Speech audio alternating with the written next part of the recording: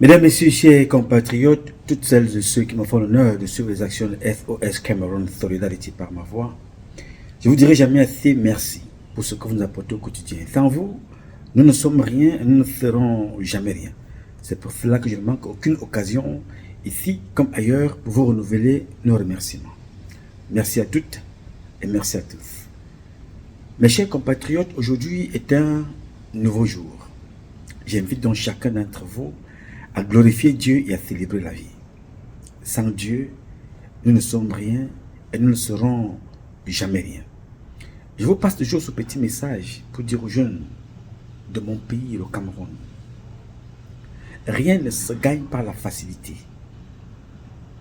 Nos parents nous ont élevés par l'effort, le travail, l'amour du travail, l'amour de Dieu et l'amour de leur famille. Si vous découvrez aujourd'hui les aspects faciles, le porte-monnaie magique, la drogue, les débauches, si vos parents avaient opté ce chemin-là, vous ne serez même pas nés, vous n'aurez pas connu vos parents. Parce que peut-être la maman ou le papa aurait chopé une maladie sexuellement transmissible qui l'aurait rendu complètement stérile, il aurait été buté quelque part en allant braquer, il serait devenu fou quelque part en allant prendre, à l'époque, il y avait ce qu'on appelle la bague magique, les chaînes magiques et toutes ces choses-là. Nos parents nous ont élevés avec une chose, le travail. Et parfois même vous regardez les parents aujourd'hui, vous posez la question, comment faisaient-ils à l'époque pour élever 8 enfants et que parmi vous sortent de là des médecins, des ingénieurs, des footballeurs, des grands artistes, des grandes chanteuses, des grands chanteurs, des professeurs d'école, des docteurs, des agrégés à l'époque. Et vous voyez ce que ça nous donne aujourd'hui, alors que nous avons tout. Et certaines personnes viennent dans la société nous proposer de nous donner de la viande chimique, des laboratoires. Nous avons des étangs de poissons, nous avons des rivières pleines de poissons, de crevettes, d'où vient même d'ailleurs le nom du Cameroun. Alors, nous avons tout pour vivre heureux. Mais nous sommes aujourd'hui, la plupart des personnes qui vivent et chez nous sont malades parce que le corps est infecté pour mauvaise digestion, mauvaise alimentation. On mange mal, on se nourrit mal, on s'entretient mal. Alors que Dieu nous a tout donné.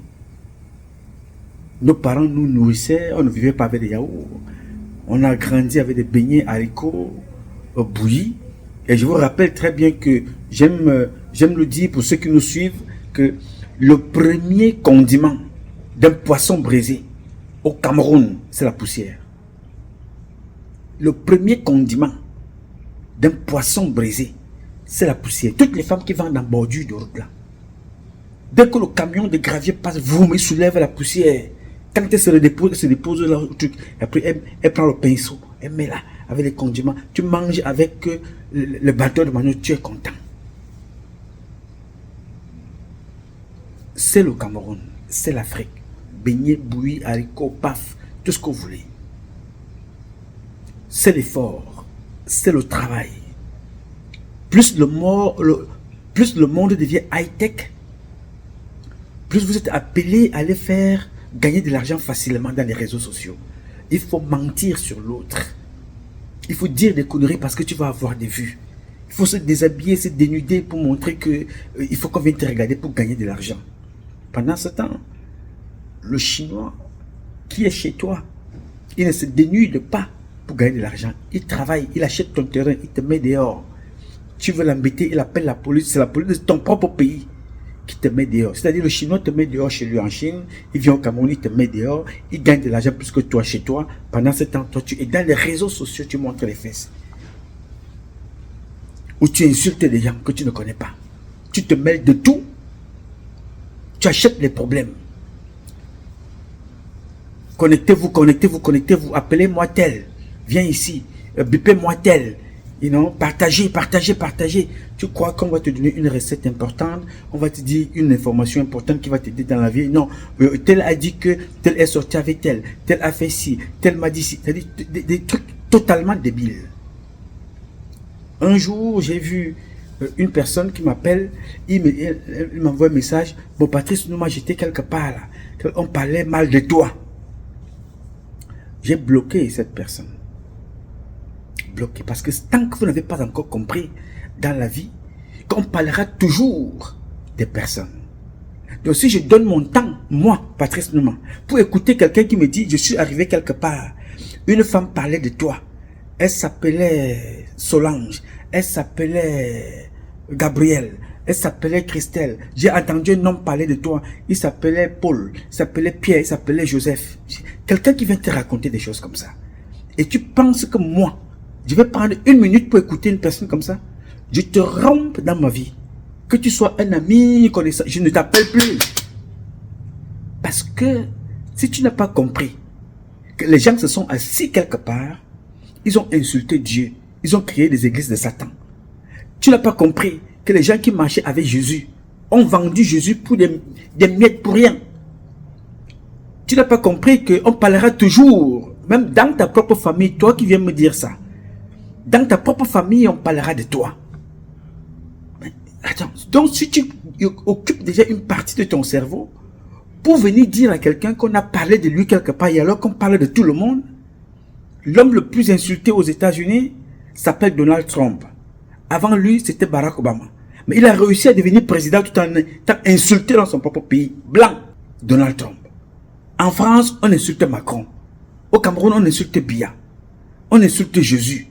On se moque de Marie. Dieu qui nous a créés, on lui a déjà donné tous les noms. Les gens ont créé des églises en son nom, d'autres ne l'aiment même pas, d'autres ne le reconnaissent pas.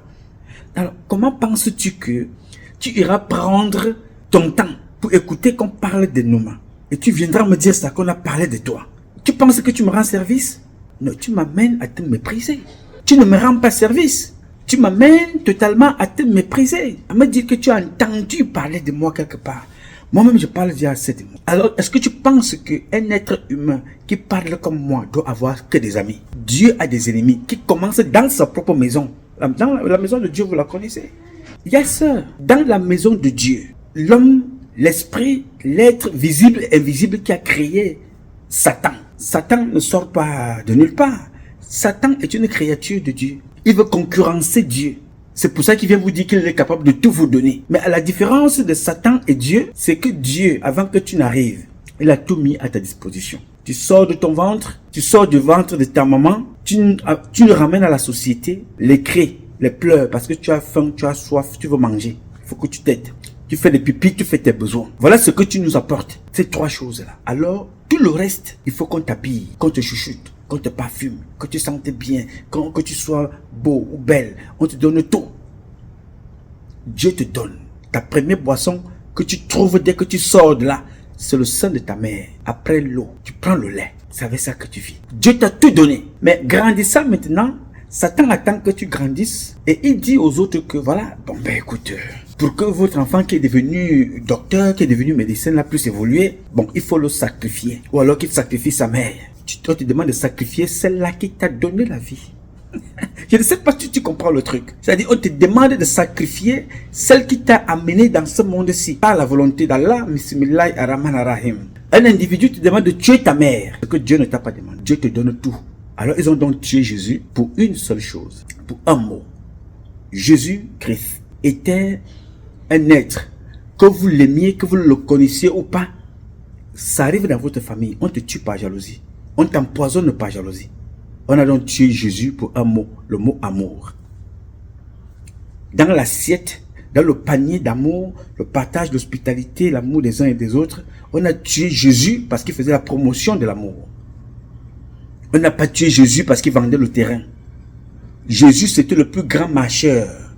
Il avait des chaussures qu'on appelait les Batangaba Jesus. Il n'avait jamais porté une chaussure fermée.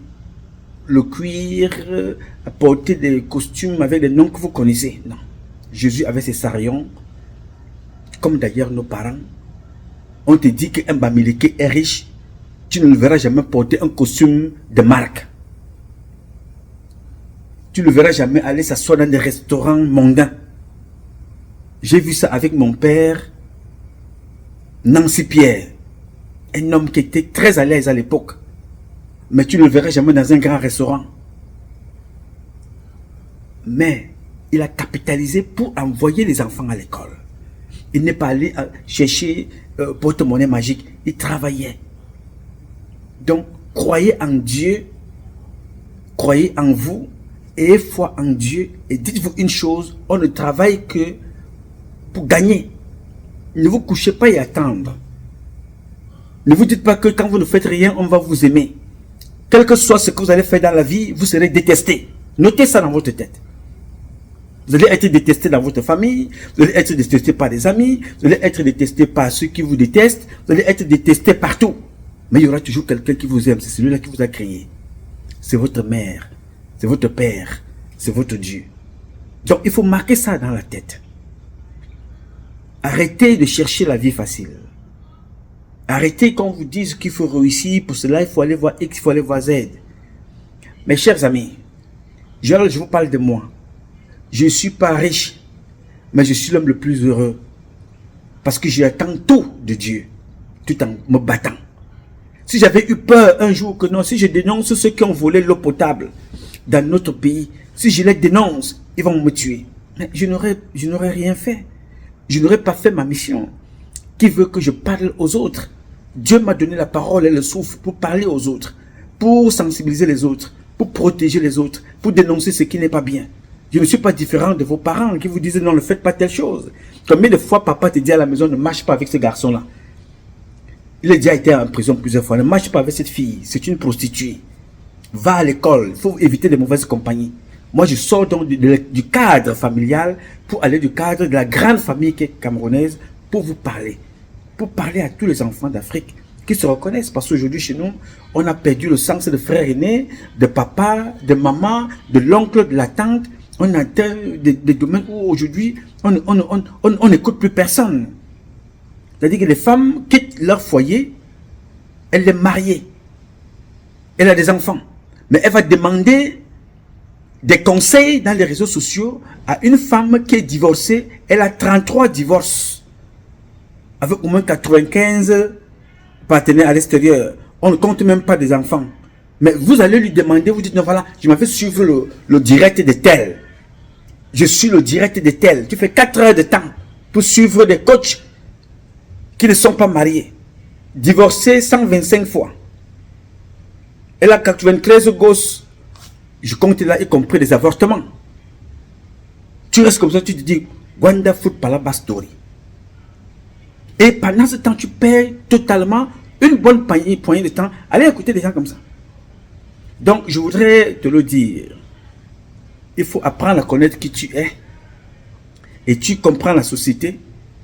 Tu avances avec cette société tout en respectant les autres. Parce que tu vis avec les autres.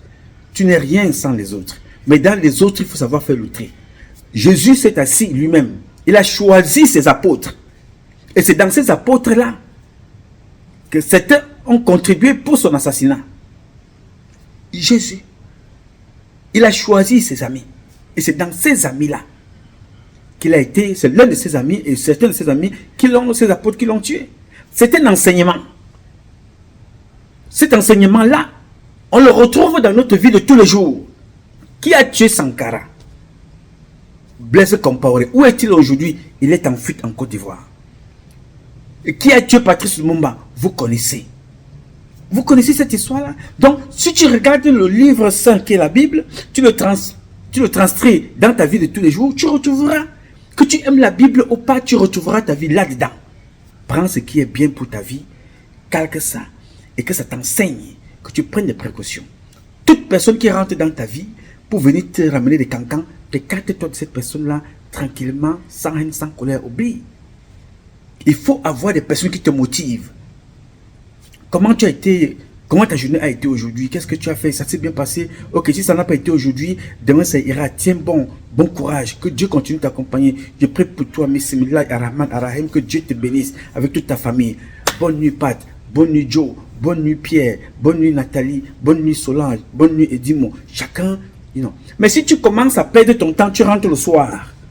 Quelqu'un t'appelle au téléphone. Oh mon frère, je suis allé quelque part là, j'ai entendu comment on parlait de toi. Oh là là, qu'est-ce qu'on a parlé de toi? Mais mon ami, si toi tu réussis à aller quelque part aujourd'hui, entendre qu'on a parlé de moi aujourd'hui, à plus de 50 ans. Donc tu penses que c'est aujourd'hui que tu découvres qu'on parle de moi. Et je vais te donner 1 minute de mon temps pour écouter ce que quelqu'un disait de moi. Non, je comprends que tu aies 50 ans, que tu aies 60 ans, tu ne sais pas ce que tu fais dans ce pays. Coupe les ponts.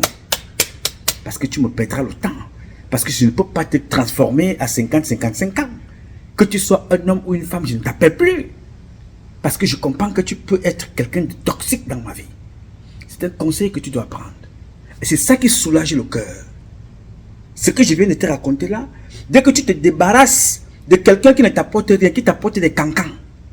Mais si quelqu'un te dit, j'ai vu tel projet quelque part, j'ai pensé à toi, ça m'a inspiré, il faut que je partage ça avec toi, qu'est-ce que tu en penses? Pour l'intérêt des nôtres et de notre pays, là tu prends le temps que tu écoutes. Parce qu'il ne faut jamais copier, il faut s'inspirer. Copier, faire comme les autres peut animer l'esprit de jalousie. Tu écoutes la personne, tu prends des notes. Quand tu pars, tu commences à réfléchir là-dessus. Qu'est-ce que tu peux en faire de ce projet? Qu'est-ce que tu peux en faire de ce conseil?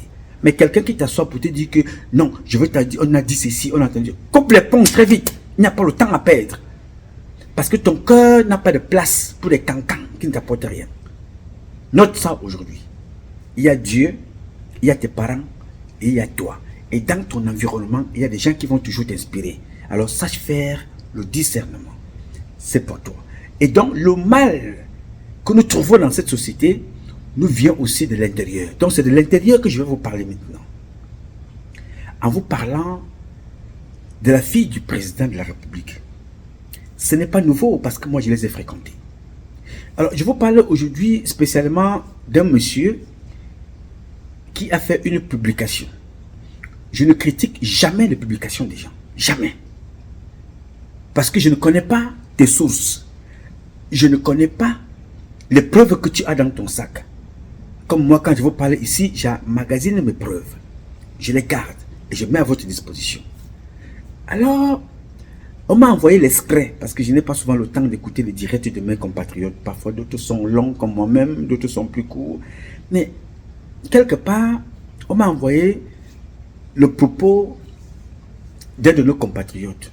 Son nom, je pense que c'est un gars, c'est un juif polonais, camerounais, parce que sa mère est de chez nous, de notre village, de mon village, de ton village, du Cameroun, de notre grande famille. Et qui dit des choses intéressantes. Je vous ai dit, il n'est jamais trop tard. Accueillez ceux qui viennent, ne les repoussez pas. Il n'est jamais trop tard pour que les gens prennent conscience qu'il y a un combat à mener. Et dans ce combat-là, chacun est dans son domaine respectif pour un Cameroun nouveau. Il a donc son style, il dénonce aussi l'état de sa communauté, ce qui ne va pas avec sa vision. Donc c'est dans ces propos que certains parmi vous ont pris l'extrait que je vais partager avec vous. Donc ils m'ont fait parvenir cet extrait-là. Mais avant de vous parler de cet extrait, je vais vous faire un petit résumé. Monsieur Biya était le président du Cameroun. Monsieur Biya, Paul Barthélemy Biya-Bimvondon, était le président du Cameroun. Il a connu 2 femmes. La première, une perle, une créature d'une autre planète, discrète, respectueuse, calme, polie. Elle avait la classe, elle avait le comportement, elle avait la posture de la femme présidentielle, de l'épouse d'un président. Je n'ai pas dit qu'elle n'avait pas de défauts, elle avait ses défauts. Mais publiquement, elle avait le comportement. C'était sa première femme, Jeanne Irène Biya. Ils ont tué cette femme-là. Ils l'ont tué. Milomo et son mari actuel, qui était président Paul Biya, ont tué Jeanne Irène Biya. Ça, c'est un autre dossier. C'est pas moi qui dis. Vous savez que ces gens-là, ils écrivent toujours au moment de se confesser. Cette affaire que je vous ai dit là, elle est consignée quelque part avec le nom et des prêtres et des sœurs et de l'un des évêques de Yaoundé et 2 évêques français qui ont recueilli ces témoignages-là. Jeanne-Irène Biya est donc tuée par Milomo sur instruction de Paul Biya. Je n'étais pas là, c'est ce qui est écrit. Paul Biya maintenant retrouve donc cette jeune fille, à l'époque, Chantal Biya, d'une beauté exceptionnelle. Chantal Biya, c'était une fille que Dieu avait dessinée à la main. Tout le monde était content de voir cette fille-là que Paul Biya n'est pas allé chercher quelque part Il a pris une fille qui ressemble à la vie de monsieur tout le monde. Une fille du dehors, comme nous, une fille qui n'a pas fait de grandes études, mais qui avait le mérite d'être l'une des plus grandes diplômées de la vie, du quotidien. Quand je vous dis l'apprentissage par observation, Chantal Pulchéry Vigouroux Biya est l'une des diplômées de la vie, la pluie, le soleil, les coups, la méchanceté, la traîtrise, la débauche. Elle a connu tout ça, comme nous tous au quartier. Elle a connu les beignets haricots, manger dehors. Elle a connu la bastonnade, parce que, dit-on, le père de ses 2 enfants bastonnait beaucoup, parce que lui aussi, il levait le coude. Il était quelqu'un qui était presque alcoolique, il était toujours sourd. Il la violentait. Elle a connu ça. Paul Biya est allé la chercher. Il a fait d'elle une femme. C'était pour nous quelque chose de bien. Le président a une jeune femme. Mais malheureusement pour nous, cette jeune femme-là, une fois qu'elle est montée, elle n'est plus jamais redescendue.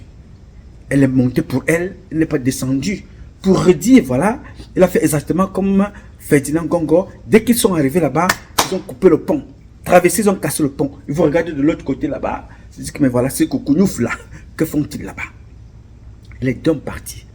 Elle a fait ses enfants avec M. Biya. Malheureusement, ces enfants-là sont comme vous pouvez les voir. Alors, pourquoi je vous fais ce petit intro qui je rends bref, comme ça? C'est parce que dans la vidéo qui va suivre, M. Biya parle à ses ministres qu'on ne peut pas développer le pays en laissant des gens continuer de voler. Il est là en face de Charles Ndongo.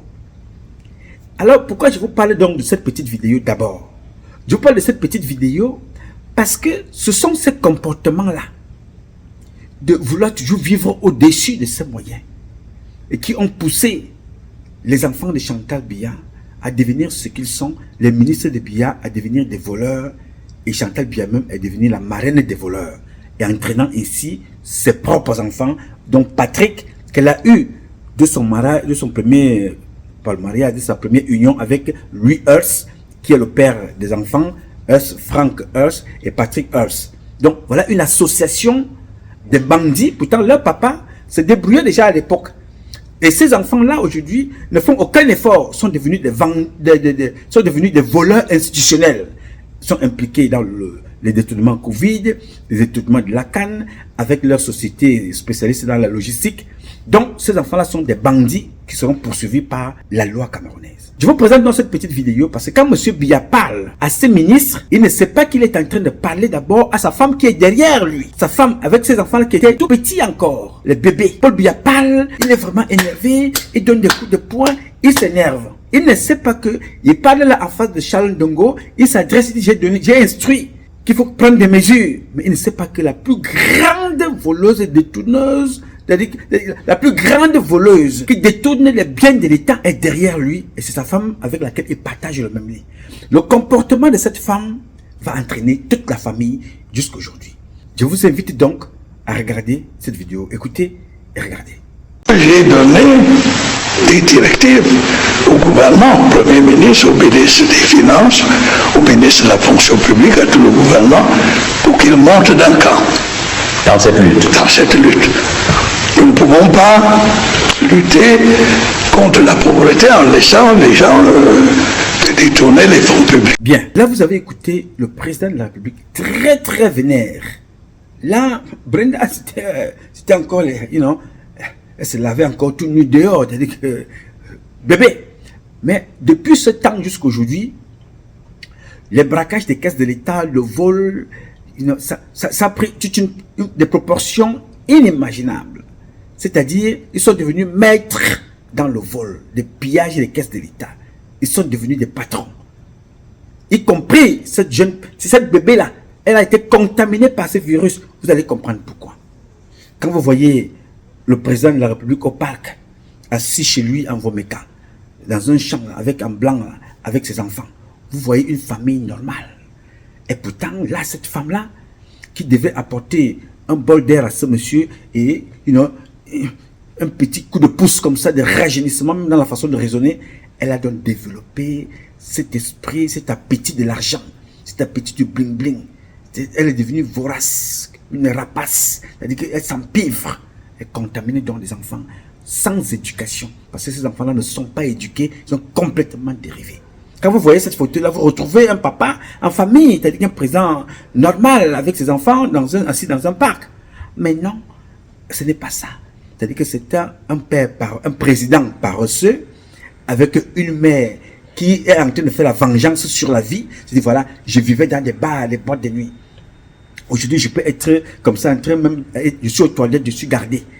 Je m'avais fait ceci, je suis gardé. Je peux mettre la main dans n'importe quelle caisse, je peux boire n'importe quel vin. Ça devient le désordre que vous voyez là. Alors, je vais vous inviter à écouter attentivement la vidéo de notre compatriote frère camerounais, originaire du Sud, polonais d'un côté, et de l'autre côté, il est aussi juif, mais ça lui donne le droit de parler. Il est né chez nous, il a grandi chez nous, il a vécu avec nous, il a un mot à dire. Il faut toujours écouter tout le monde. Moi, je ne veux pas critiquer ce que quelqu'un dit, je ne suis pas là-bas, je n'ai pas les preuves de ce qu'il dit, mais je prends ça parce que ça rejoint le comportement que cet enfant-là, ostentatoire, qu'elle avait ici aux États-Unis, à Los Angeles. Donc, je prends ça pour ajouter à ce que je vous ai déjà dit et que chacun se fasse son idée de la situation en question. Je vous invite donc à écouter ce compatriote, écoutez et regardez. Nous sommes suivis en direct du Dja Labo. Parce que c'est de là-bas que j'entends des murmures dans le Dja Labo. Et moi, ma mission, celle que je me suis assignée, c'était de parler à tous les boulous et de dénoncer dans le Dja Labo ceux qui n'ont pas aidé, qui n'aident pas le président de la République à faire son travail. C'est ça que moi je dénonce. C'est ceux-là qui aujourd'hui sentent les choses bouger, qui envoient des gens nous attaquer de toutes parts. Le problème, ce n'est pas moi. Mettez-vous en face de votre bilan. Mettez-vous en face de votre travail. Regardez si vous avez réussi. Ne vous en prenez pas à moi. Moi, je suis là pour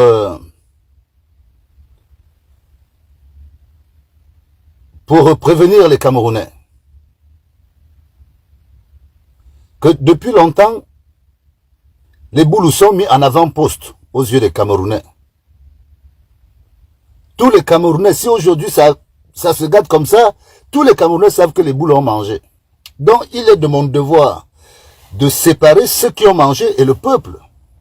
Et les boulous, la majorité des boulous, ne vous ont jamais envoyé faire des détournements au niveau de Yaoundé, en nous laissant affamés et à se dire qu'à chaque fois que vous allez venir, nous serons tous ensemble. C'est un mensonge. Quand cela mange, ils ne viennent pas distribuer le riz dans nos familles. Donc chacun doit tout simplement récolter les fruits de ce qu'il a sémé. Et je vous avais prévenu. J'ai fait 5 ans en laissant mon travail parce que ce danger, si moi je le voyais venir, vous êtes tellement aveuglés. Aveuglés par le pouvoir, par l'argent facile que produit le pouvoir, que vous n'arrivez même plus à vous rendre compte du danger dans lequel le Cameroun se trouve. C'est pour ça que aujourd'hui je vais parler de cette histoire de 60 000 SMIC en une semaine. Moi je n'invente rien. Je dis bien que je n'invente rien. Celui qui veut vérifier mes propos, il va à la présidence de la République. Pour entrer à la présidence de la République, on laisse son nom, on laisse sa carte d'identité. Donc il y a une traçabilité. Il va demander à quel moment je suis entré à la présidence. Mais comme mes propos vont indexer un personnage, il va falloir récupérer les communications téléphoniques que ce personnage a passées durant le temps que moi j'ai passé dans son bureau. Voilà l'équation Brenda Biya.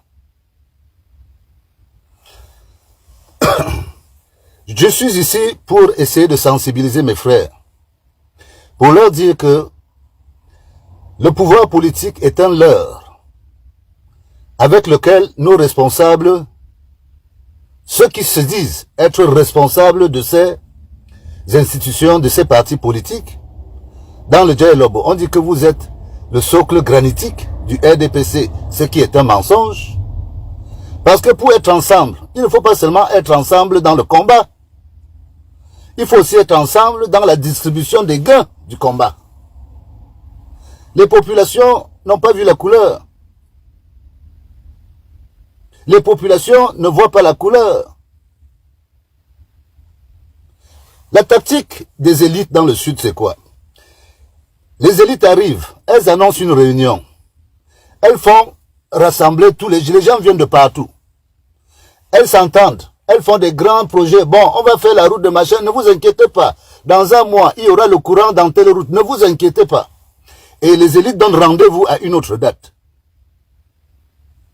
Tout le monde, après la réunion, boit sa bière. Il y en a qui soutirent les 10 000 francs à droite et à gauche. Ils mangent un morceau de poisson. D'autres prennent des sardines, d'autres prennent les pains. C'est en fonction des entrées de chacun. Mais le rendez-vous qui est pris, quand les élites montent, elles se disent qu'elles ont embrouillé encore les populations. Le temps passe. Les populations sont endormies. Au moment où les populations se réveillent, que mais les dates où on nous a promis des choses, ces dates-là sont déjà passées. Vraiment, nos élites se moquent de nous. Dès qu'ils apprennent encore qu'il y a des remous, les élites s'arrangent encore, reviennent encore à une autre date, reprennent rendez-vous pour une autre réunion et redonnent rendez-vous pour la prochaine fois. Donc ce qu'ils ont promis la dernière fois n'est pas résolu. Ils viennent pour calmer la colère de ceux qui n'ont jamais promis, tout en promettant ce qu'ils ne vont jamais résoudre. C'est un marché de dupes. Vous avez entraîné les populations dans un marché de dupes. Et pendant ce temps, vous vous servez. Pendant ce temps, vous vous servez. Et le pays ne fait que couler. Il y a un moment où les choses peuvent très mal tourner. Et nous, on se trouve en danger. Au nom de quoi est-ce qu'on va sacrifier nos enfants pour ce que vous avez pris dans vos familles? Donnez-moi une seule raison. J'entends certains disent que Guy, c'est le karma, c'est le karma. Je veux qu'une élite du Djaylobo se lève pour dire que Guy, je t'ai donné un marché. Tu n'as pas fait le marché. Ceux qui sont dans les forêts disent que Guy, tu as eu une forêt. Hein, tu n'as pas fait de forêt. Je veux que quelqu'un se lève. Mais jusqu'à présent, moi j'ai les mains propres. Hein. Je ne dis pas que j'étais en inactivité chez moi, encore heureux que je vienne me mettre en activité.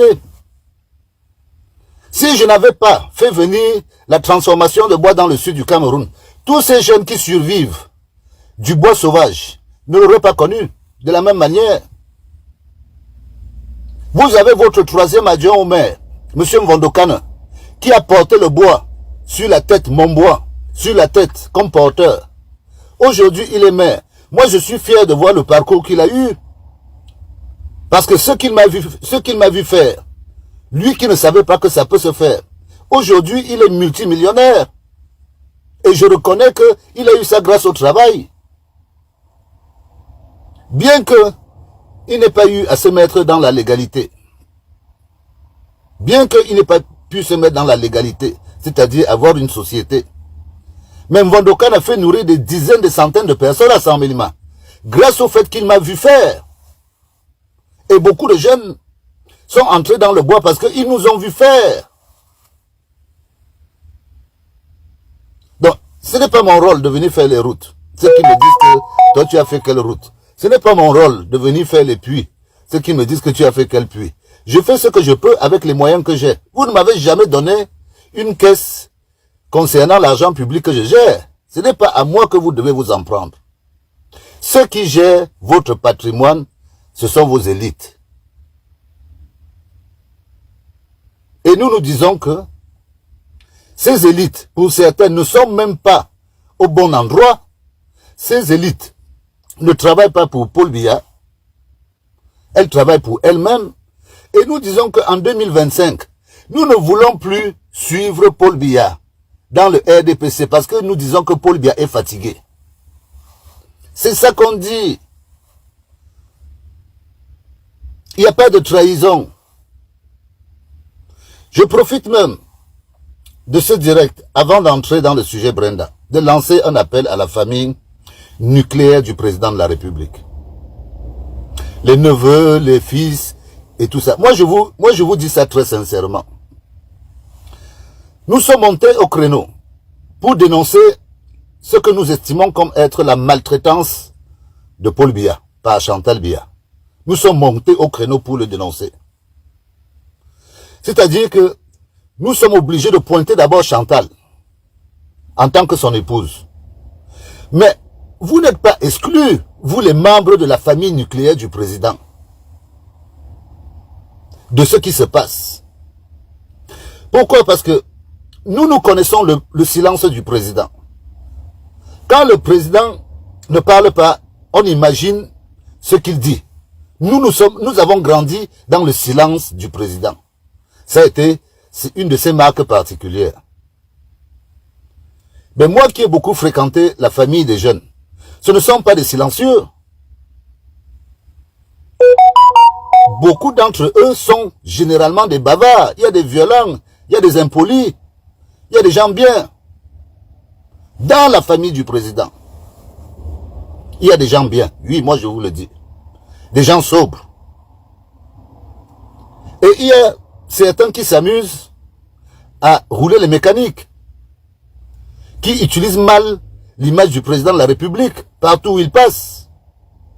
Ceux-là, on les connaît, on les prendra les uns après les autres pour les mettre devant le Cameroun pour dire que toi, tu as joué un mauvais rôle.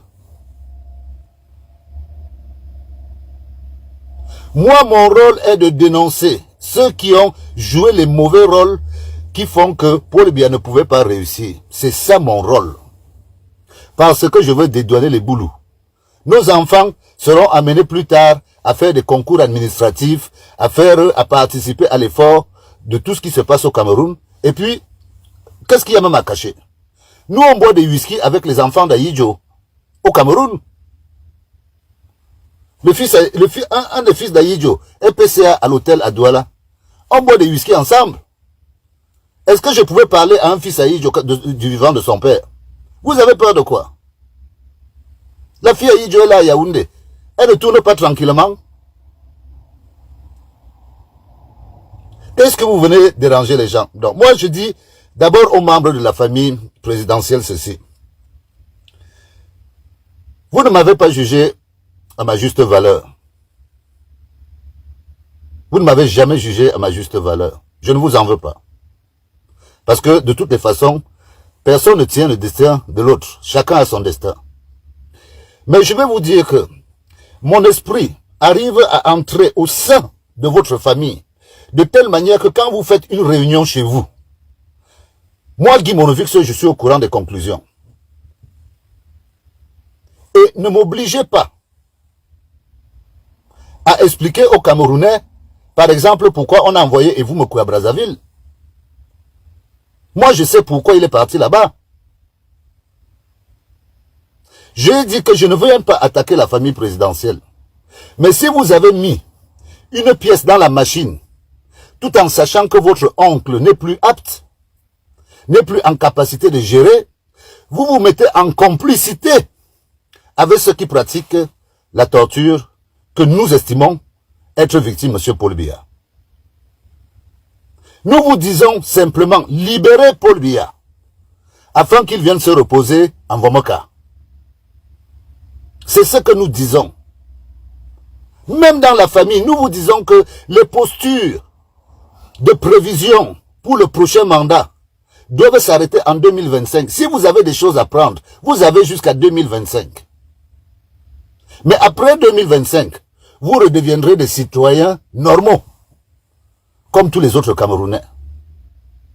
Moi, c'est ça que je dis. Et je ne veux pas être obligé, en parlant, d'avoir à m'indexer directement à la famille présidentielle, parce que pour moi, vous êtes le cœur du réacteur.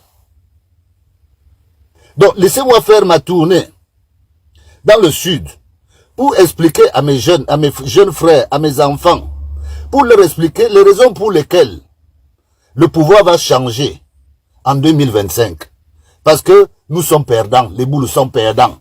Tu vas de l'autre côté de Mintom, ils sont perdants. Tu vas à Comdeux, ils sont perdants. Tu viens même à 10 km de Saint-Mélima, les gars sont perdants. C'est de ça qu'il s'agit. Donc, dans le cadre de la sensibilisation, il faut quand même donner une certaine vision à la jeunesse pour savoir comment elle pourra s'en sortir une fois que le pouvoir sera parti. Moi, je leur donne un exemple simple. Et ça, je le dis à tous les jeunes du Sud. Ce n'est pas normal que nous, qui sommes des Camerounais comme les autres, nous mangeons les beignets et le haricot tous les matins, comme tous les Camerounais. Moi-même, j'adore le beignet haricot bouilli. Je le mange le matin et souvent en fin de journée. Ça dépend. Mais le haricot qu'on mange à Saint-Mélima, il vient du nord. C'est ça le problème. Le haricot qu'on mange à Saint-Mélima et Bolova et dans toutes ces villes, il est planté au nord du Cameroun. Et je trouve qu'il y a un problème. Moi, j'ai planté du haricot blanc dans mon village. Le haricot, c'est 1200 francs le kilo. Ça a même dû augmenter ces jours-ci. C'est dans l'agriculture. C'est avec des plans agricoles. C'est en orientant les gens vers des cultures qui doivent les permettre de s'en sortir que tout le monde va s'en sortir. Parce que les élites ont cru que tout le monde... Est-ce qu'on peut manger avec 10 000 pendant une année? Parce que quelqu'un vous donne vos élites, 10 000, 20 000, 50 000, 100 000, est-ce que ça vaut quoi par rapport à une vie? Alors qu'on sait que 1 hectare de haricots plantés, ça vaut 500 000 en investissement. Si on fait des politiques agricoles qui permettent aux gens d'évoluer en mettant l'argent où il faut, imaginez-vous, ce fameux monument Paul Biya qui a pris 4 milliards, qui est en train de prendre 4 milliards, je ne sais pas à combien ils sont. Mais quand je vois les finitions, c'est là où on sera. D'ailleurs, je dis au maire Bekono de finir, parce que j'ai envie de faire un audit pour savoir la valeur de ce bâtiment. C'est quand il sera fini que je vous dirai combien vous me devez. Pour l'instant, je vous regarde faire. Je vous souhaite de finir cet édifice. Je vous souhaite de finir cet édifice, parce que j'aurai une valeur globale. C'était juste un passage. Mais je dis simplement les choses. C'est que, s'il y a une vraie politique qui permet aux jeunes de s'orienter dans des chemins qui les permettent de s'en sortir, les jeunes n'auraient pas besoin de venir vous demander des aides. C'est ça qu'on dit. Ce que je dis là, je ne l'ai pas inventé, ça ne vient pas de Saint-Cyr. C'est le b.a.-ba de la vie. Or, si vous, quand vous arrivez, parce que vous êtes élite, vous fermez la bibliothèque, vous mettez un mur sur la bibliothèque, où les enfants doivent aller regarder les livres, et vous donnez rendez-vous au quartier Akoun, où les gens vont boire toute la nuit. Toute la nuit. À chaque fois que vous venez, on sait que vous êtes là, parce que le whisky coule à flot. C'est avec ça qu'on fait une ville. C'est avec ça qu'on fait le développement. C'est avec vos whisky de Copa, de Jason 5 là, à Saint-Mélima. C'est avec ça qu'on fait le développement. Mais moi je crois que vous ne prenez pas conscience. Mais comme ça on ne pourra pas. On ne pourra pas. Faites la magie que vous voulez, on ne pourra pas. Donc, ça c'était une mise au point des raisons qui font que nous nous sommes engagés à expliquer aux jeunes qu'en ayant de bonnes politiques agricoles, on peut essayer de trouver des solutions, de meilleures solutions. Votre risque de toutes les façons ne peut pas être plus grand par rapport à ce que vous avez pris. Je vous ai toujours dit que vous ne pouvez pas être plus pauvre que ce que vous êtes maintenant. Donc le risque que vous prenez c'est d'être mieux que là où vous êtes. Si vous continuez à croire que les autres sont ceux ils vont vous entretenir comme ça jusqu'à la fin. Mais si vous voulez avoir espoir, il faut faire le saut dans le vide. Les autres Camerounais ne sont pas nos ennemis. Si on prend conscience, si on est fier de nous. Maintenant, pour la petite anecdote de Brenda Biya, je m'explique. J'ai été reçu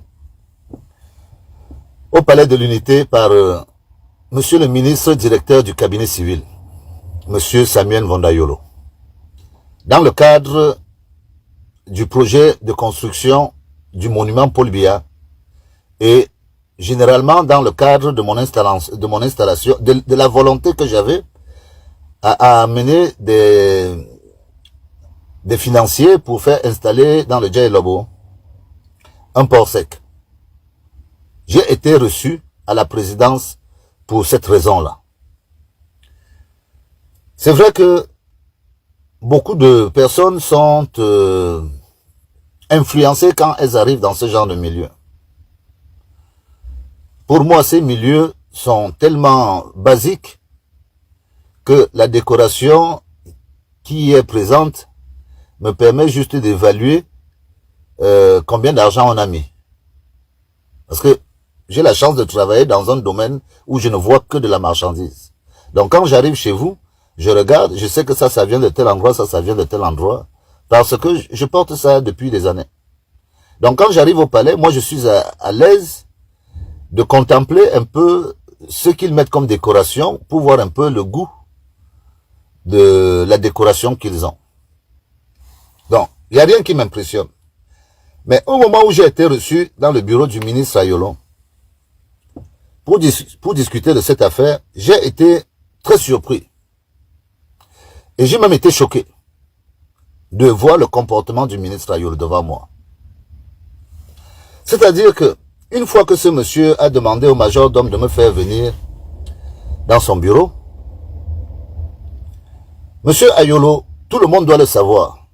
Monsieur Ayolo est mon oncle, par alliance. Ce n'est pas quelqu'un qui vient de loin.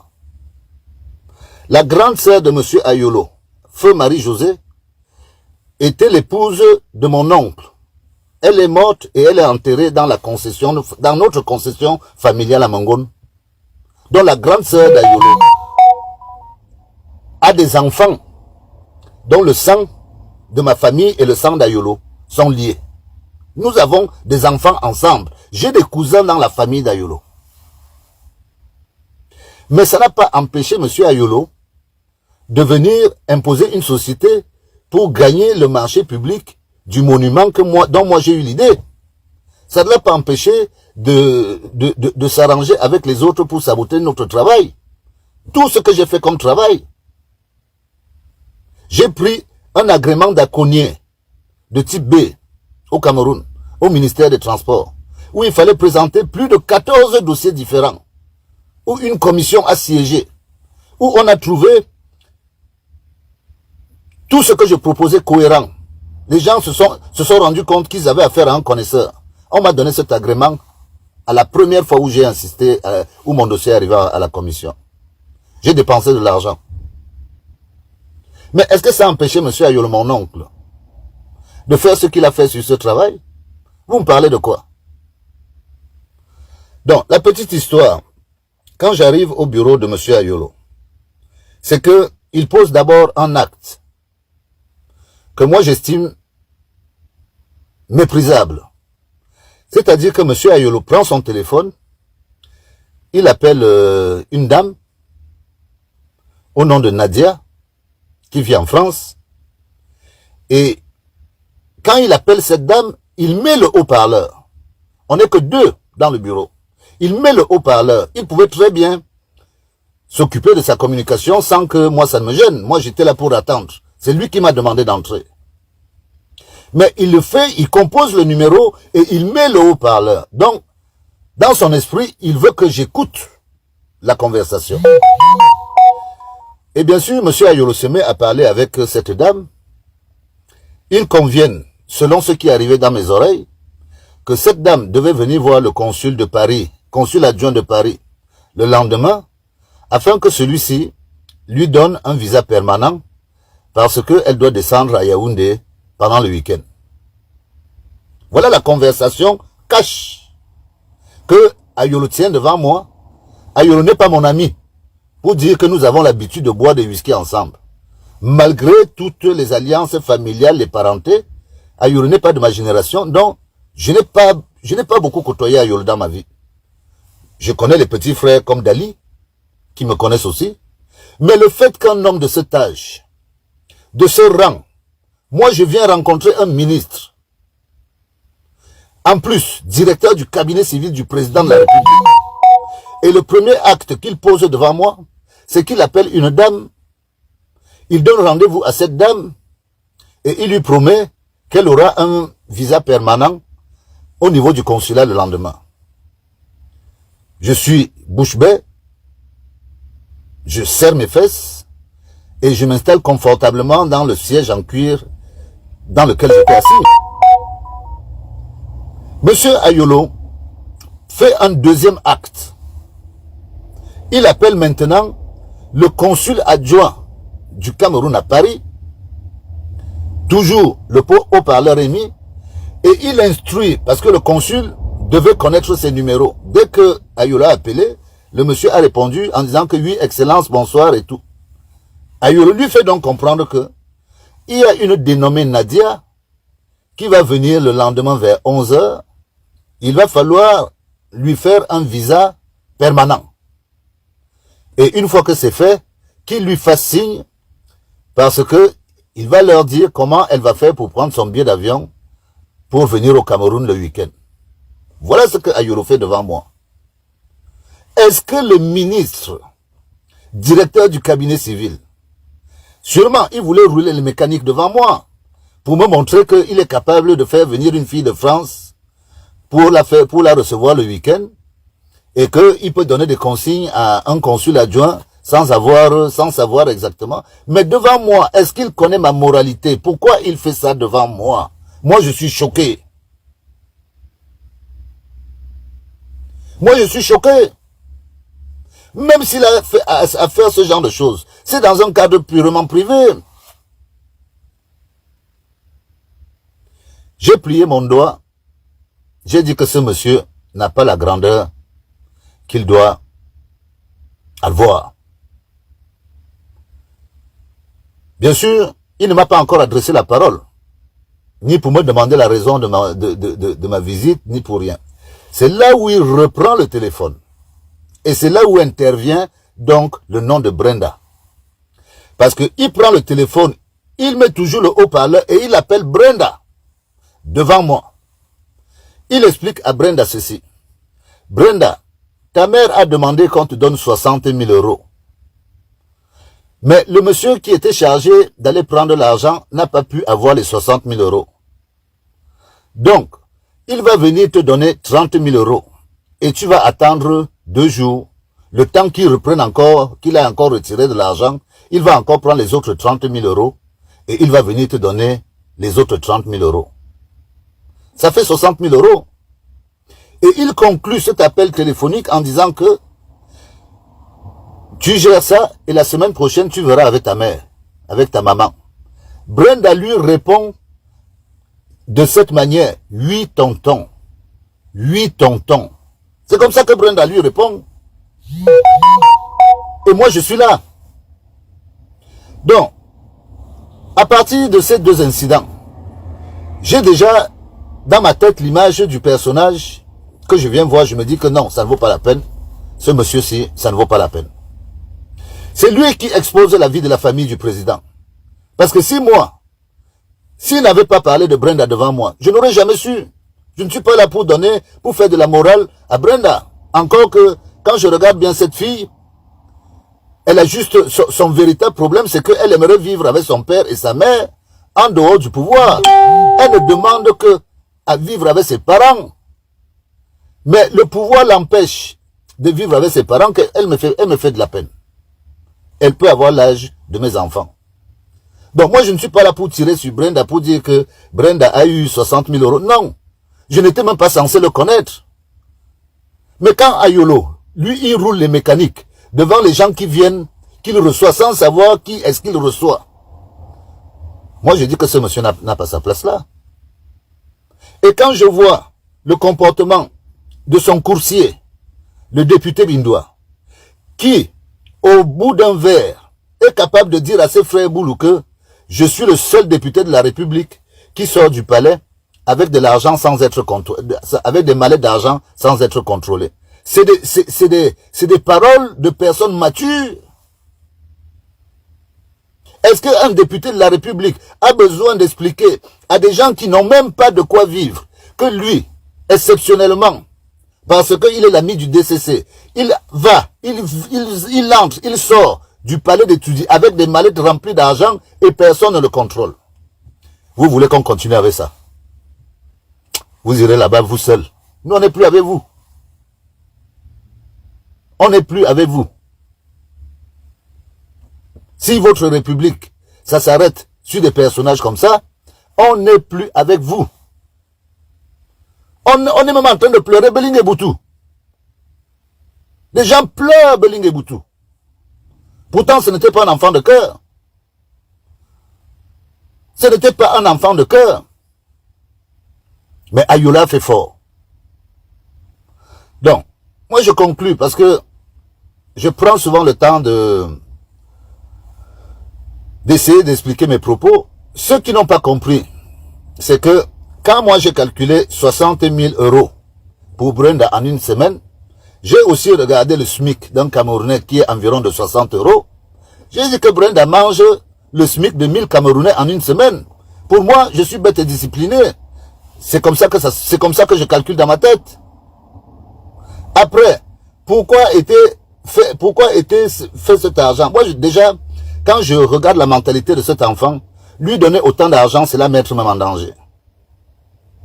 Elle a besoin d'autre chose. Vous ne pouvez pas tout acheter avec l'argent.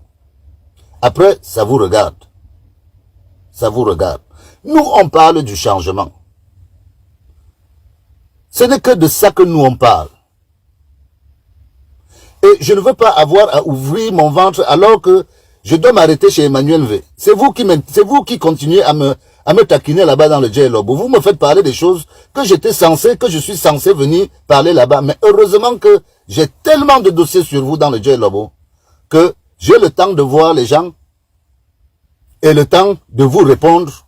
J'aurai toujours des réserves. Bien, alors vous venez donc d'écouter notre compatriote qui décrit une scène surréaliste. Quand tu sors de là, quand j'ai écouté ça, j'ai dit Wonderful Palaba Story.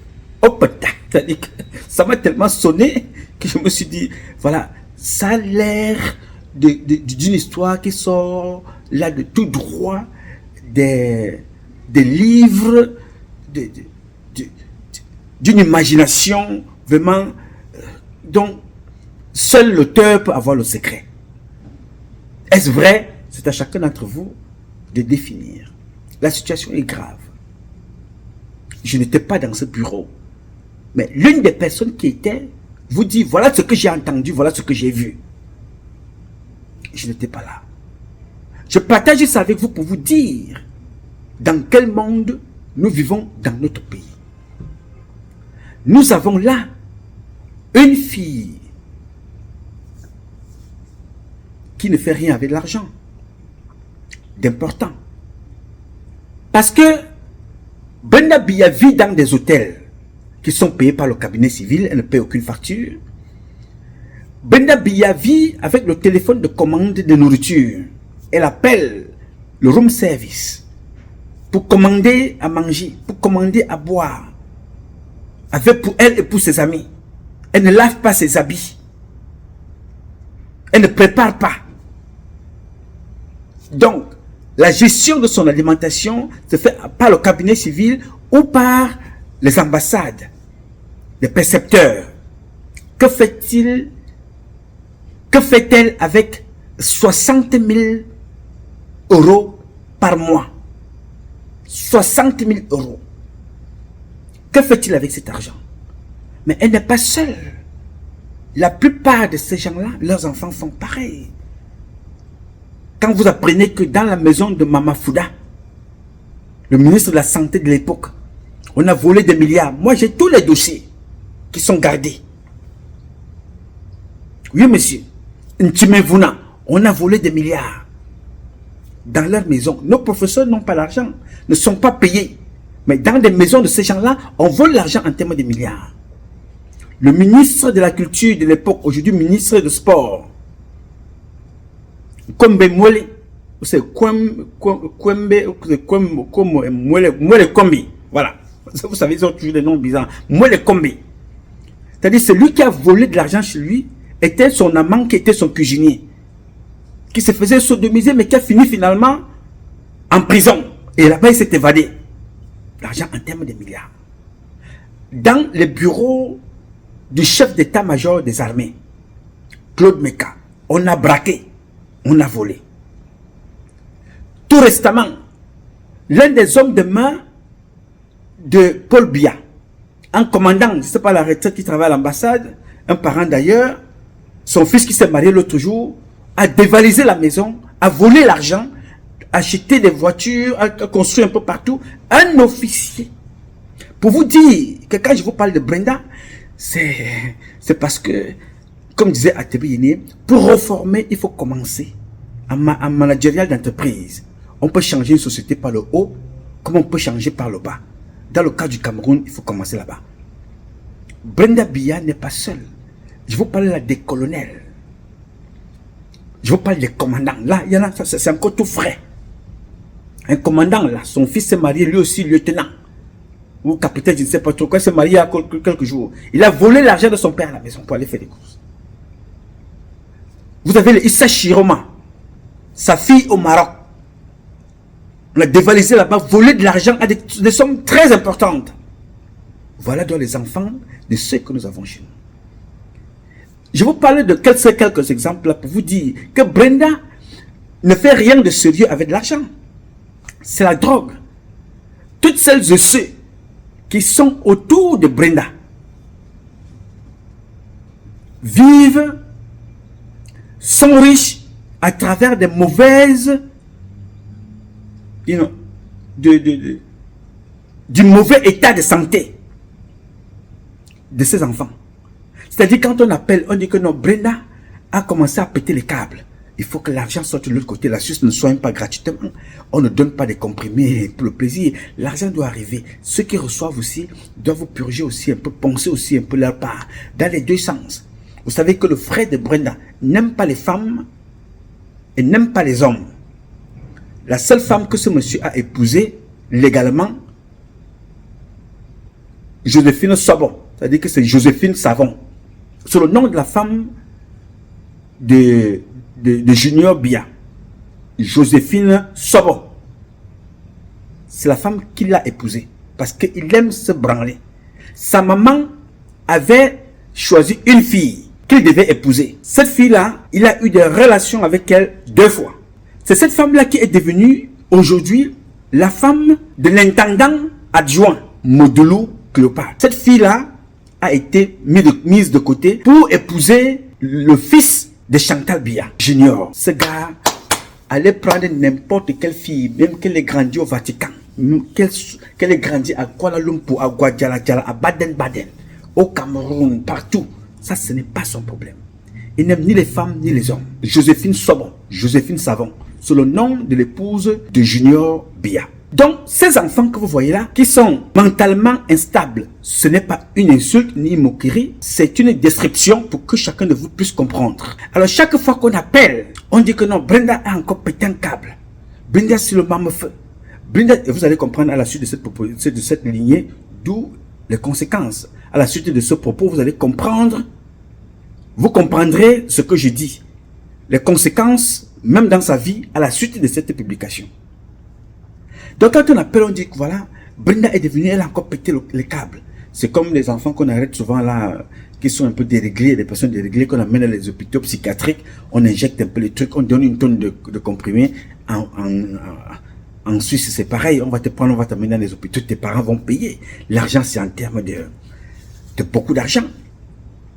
Donc, toutes les personnes qui étaient, comme celui qui était le colonel qui gardait Brenda aux États-Unis, Evina, qui a perdu son fils tout récemment.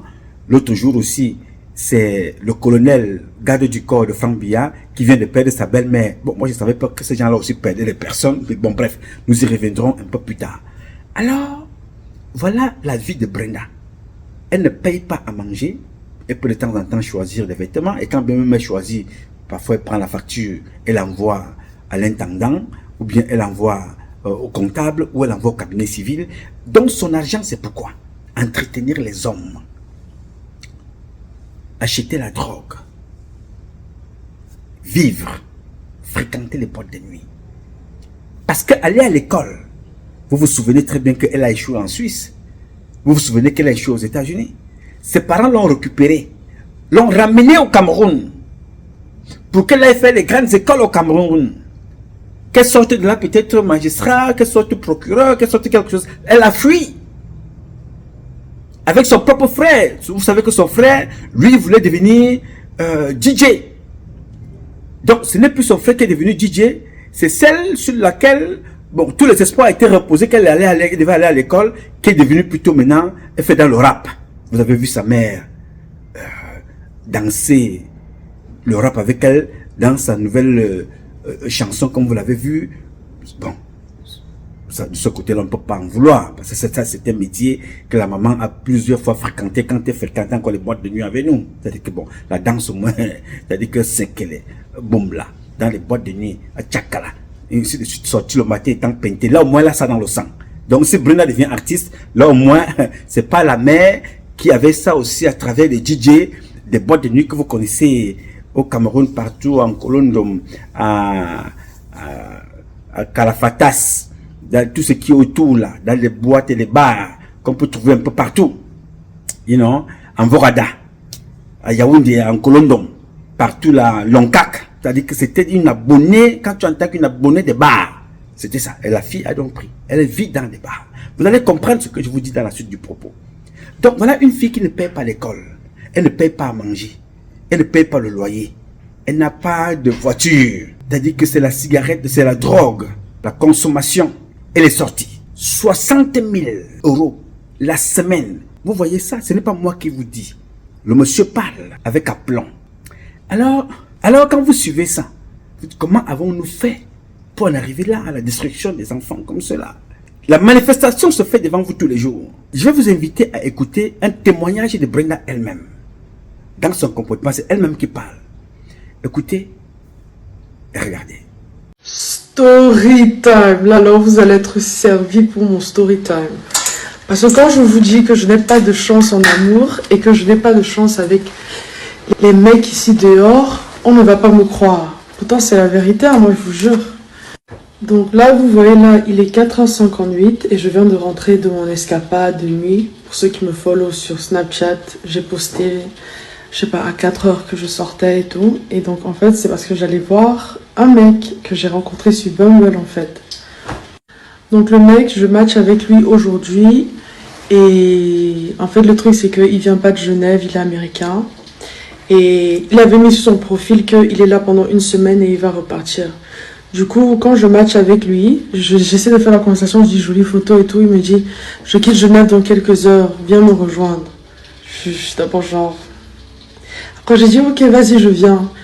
Tu pars à quelle heure? Il me dit, je pars à 5h. Je dis 5h du matin. Il dit oui. Moi, j'étais déjà dans mon lit, que je savais que j'allais roupiller d'un moment à l'autre. Et j'étais genre, ok, il fait 1m92, il est plutôt pas mal, plutôt beau gosse. Il a l'air d'être bonne vibes et tout. Et en plus, j'étais dans mon lit, j'avais trop rien à faire. Et j'étais d'humeur spontanée, on va dire ça comme ça. Tout le monde sait que je prends énormément de temps à me préparer. Ça. Mais bon, vu qu'il voyageait... Mais bon, vu qu'il allait voyager super tôt le matin pour rentrer, je sais pas où, aux États-Unis, je me suis dit, vas-y, je vais me préparer rapidement. Et quand je vous dis, je vous jure, je me suis préparée à la vitesse de la lumière. Je me suis jamais préparée aussi rapidement, voilà. Bon. Je me suis douchée, je me suis maquillée, je me suis habillée, puis réhabillée parce que j'aimais pas ce que je portais. j'ai sauté dans la voiture et je suis allée directement à l'adresse qu'il m'a donnée et tout. Et genre, comme je perdais du temps, bon, je perdais pas de temps, mais bon, il m'écrivait, me disait que I'm leaving at 5, hurry up, babe. Donc j'ai dit, ok, vas-y. Il m'a écrit, hurry up, babe. Ah, vas-y, je me dépêche. Bon, bref, j'appelle donc mon garde du corps et je vais dans la voiture et tout, et on conduit jusqu'à l'adresse qu'il m'a donnée. Ça me prend 13 minutes pour arriver à l'adresse qu'il m'a donnée. J'arrive à l'adresse qu'il m'a donnée, il me dit, on va chiller dans ma voiture, à moi, parce que lui, il est dans la voiture avec son chauffeur, et il veut pas que son chauffeur s'énerve. Moi, j'étais genre, ok, on peut chiller dans ma voiture, il n'y a pas de problème. Mais je lui dis, il y a juste, il y a le chauffeur dans la voiture, et j'ai quelqu'un d'autre avec moi dans la voiture. Après, il me dit too late. Il me texte too late, genre trop tard. Je lui dis trop tard quoi? Genre trop tard, tu pars? Il dit oui, il va à l'aéroport. À part si tu me suis jusqu'à l'aéroport.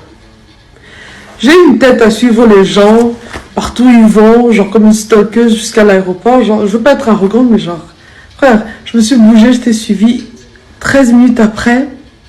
Genre, j'ai fait tellement d'efforts et tu veux que je te suive jusqu'à l'aéroport. Alors là, c'est pas la première fois qu'un homme me manque de respect parce que c'est vraiment pas la première fois. D'abord, je trouve les hommes arrogants et qui se croient tout permis, mais de me faire me déplacer après de 5 heures du matin, que je bouge mon cul, que je me maquille, que je m'habille. Frère, j'ai gaspillé un habillement pour toi et je vais vous montrer mon outfit.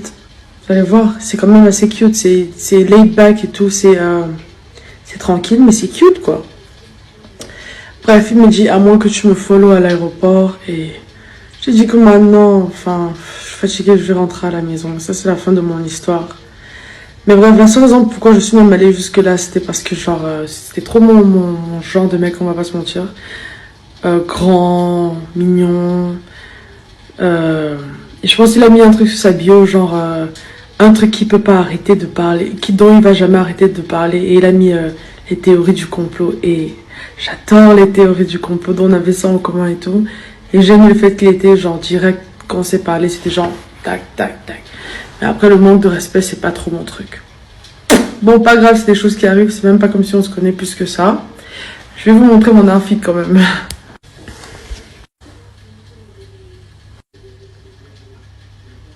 J'ai mon petit sweat assorti en bas.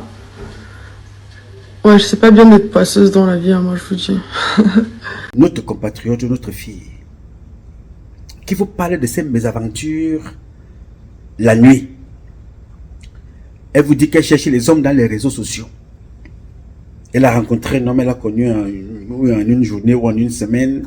Ils échangent, c'est un bel homme, vraiment, c'est son goût. Vous connaissez, comme disait mon frère, vous connaissez sa goût. Comme dirait mon ami Augustine. Moi, je veux voir ton figure. Donc, vous connaissez sa goût. Elle quitte Kounia.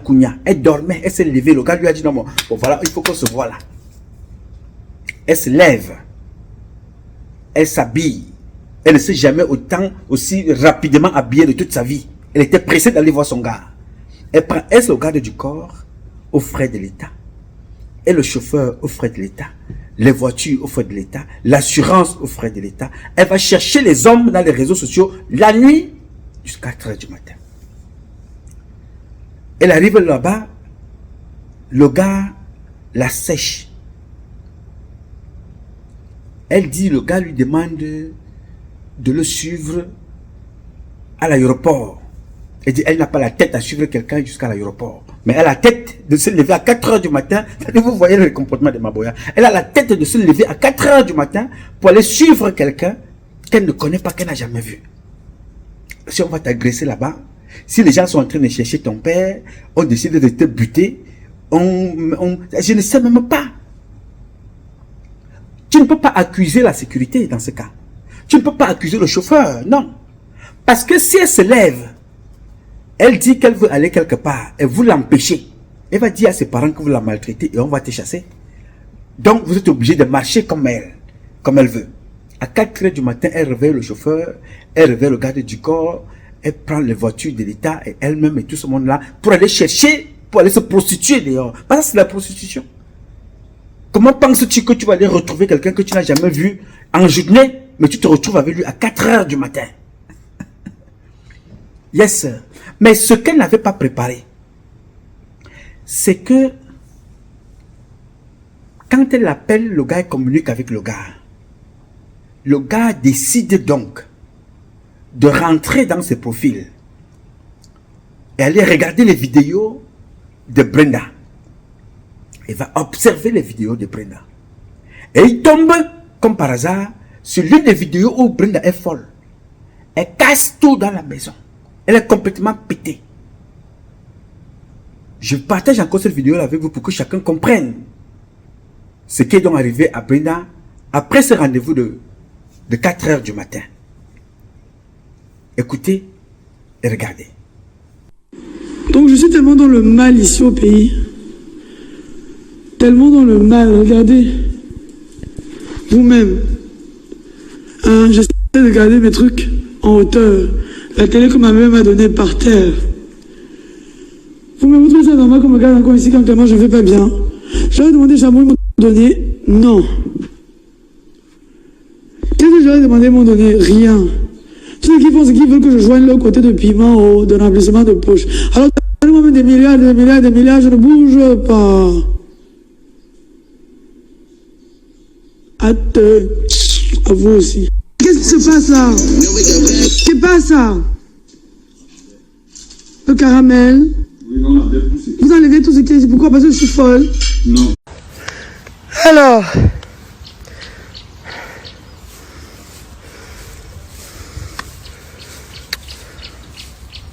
Alors les lives ça s'enregistre. Monsieur.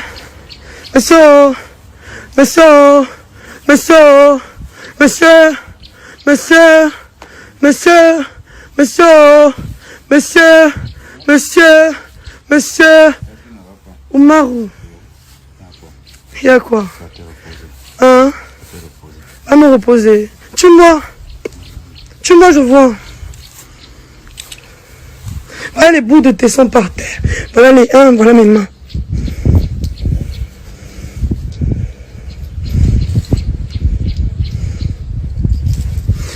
Alors, je dis que nous voici à votre merci. Tuez-moi, je vois.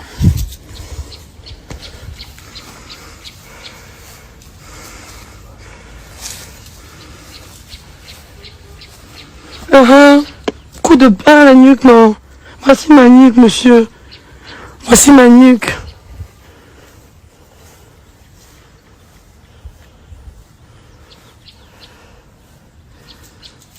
Alors oui, je suis folle. Amenez-moi à Jamo, je veux les éclairer. Bien. Là, vous avez vu Brenda dans ses dégagements. Ça a commencé déjà à jeter l'air. Le gars tombe donc sur cette vidéo-là. Parce que quand il parle avec Brenda, il connaît déjà que cette fille-là, elle fume la neige. Elle prend sérieusement la neige. Elle fume la neige, elle se purge avec la neige, elle met ça dans les oreilles partout. Le gars se dit, mais si cette fille qui est en train à la présidence, cassée comme ça, là, si elle décide de péter les plombs ici chez moi, je peux avoir des problèmes. Parce qu'une fille comme ça qui est instable, vraiment, elle peut te poignarder. Tu n'as que pour ta tête, puisque les hôpitaux connaissent son état psychiatrique. Elle-même, elle vous dit qu'elle fréquente les hôpitaux psychiatriques. Le gars a donc vu ça, le gars a préféré fuir. Alors, quand elle vous dit qu'elle n'a pas de chance avec les hommes, ce n'est pas une question de chance. C'est que les gens qui sont autour d'elle savent que c'est une vache à lait. On ne peut rien faire avec elle. Aussi longtemps que ses parents ne vont pas prendre le courage de se détacher du pacte qu'ils ont signé avec Satan. Parce que le pacte qu'ils ont signé avec les esprits invisibles, sataniques, le gage, c'est leurs propres enfants. Et que ça peut conduire aux petits-enfants. Vous allez apprendre, là, nous avons le temps. Vous allez apprendre que tel est mort, tel est mort, tel est mort. Je ne souhaite rien. Parce que Chantal Biya ne peut rien les apporter. Ce n'est pas une question d'argent. Les gens vivent avec le sang, ils prennent vos vies. Si c'était une question d'argent, Chantal Biya pouvait acheter la vie de sa mère. Paul Biya pouvait acheter la vie de Maman Iyenga. Ce n'est pas une question d'argent. Les esprits maléfiques que vous convoquez, que vous allez chercher ça et là, décident de prendre ce qui vous est cher. Ils prennent votre vie, la vie de vos enfants. Donc, aussi longtemps que les parents de Brenda seront sur cette posture de s'accrocher au pouvoir, mais le diable va se servir. Paul Biya n'est pas le premier. Paul Biya ne sera pas le dernier. Souvenez-vous de ce que disait l'un des ministres de Mobutu. Il avait beaucoup de gris-griens, beaucoup de talismans. Je ne sais pas si Mobutu a eu les plus grands magiciens de ce monde, les plus grands marabouts de ce monde, les sorciers les plus puissants de ce monde, les magiciens. Je les ai vus personnellement. Je l'ai vu boire un verre de sang humain pour son pouvoir, pour sa force, pour son autorité. C'était incroyable. Bien. Le diable vit que de ça. Du sang. Et c'est ça qui les a conduits à ce que vous voyez là. Alors, j'ai voulu partager cette vidéo-là avec vous pour vous dire que voilà le comportement qui nous est donc réservé par des gens qui sont appelés à diriger le Cameroun et qui dirigent le Cameroun. Voilà un enfant qui ne connaît pas travailler, mais qui a 60 000 € la semaine. 60 000 € la semaine. Mais vous voyez qu'elle fait des folies. Elle vient vous faire comprendre qu'elle-même elle était dans un hôpital psychiatrique. Mais pourquoi ces folies ne disent pas que voilà, comme je suis de temps en temps folle là, et qu'il faut que ma folie me conduise à aller créer des forages partout. Je dépense de l'argent qu'on crée des forages. Qu'on essaye un peu de trouver une solution sur le problème des professeurs qui n'ont pas leur argent. Les écoles. Pourquoi sa folie ne lui demande que de venir vous parler. Faites les vidéos challenge, dansez sur mes musiques, vous aurez des cadeaux. Tu travailles où pour faire des cadeaux? Les comportements typiques de son père. Paul Biya est un imposteur qui donne toujours des cadeaux avec l'argent qu'il n'a pas travaillé. Les gens ont détourné l'argent à Camerco, Nana. Les gens ont détourné l'argent à Camerco, Nana avec son ami Ngongo Ferdinand. C'est Paul Biya qui va renflouer les caisses là-bas. Après, les gens ont détourné l'argent. Paul Biya a fait un don. Paul Biya a fait un don. Les mêmes personnes volent l'affaire Mida. J'y reviendrai encore parfaitement parce qu'il y a une autre affaire que vous n'avez pas encore compris. Paul Biya et ses amis volent plus de 22 milliards aux Camerounais qui ont cotisé l'argent. Mais Paul Biya va s'asseoir à la présidence et dire que voilà, je peux envoyer d'abord au moins 1 milliard pour que les enfants, pour partager aux enfants. C'est-à-dire, ils passent leur temps à voler l'argent des Camerounais pour venir narguer les Camerounais. Voilà sa fille qui arrive, elle fait une vidéo, dit voilà comme je fais de la musique.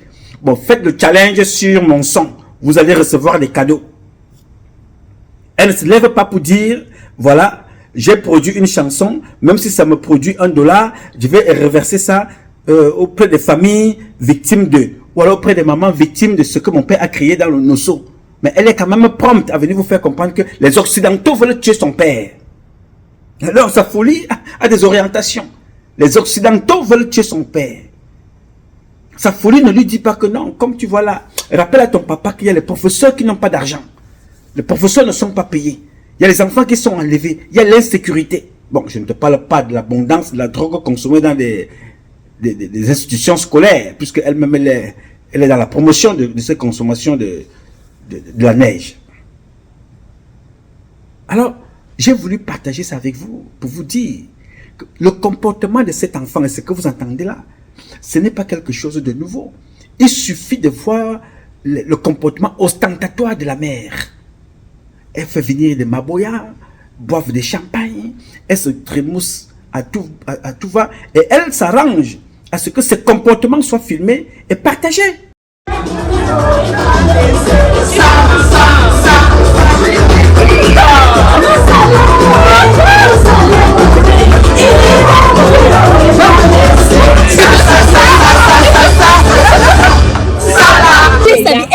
Moi, je vends mes fesses, c'est pour l'argent. Je ne vends pas mes fesses pour vendre. Je vends mes fesses, c'est pour mon argent. On lèche ma chatte, c'est pour mon argent. Hey!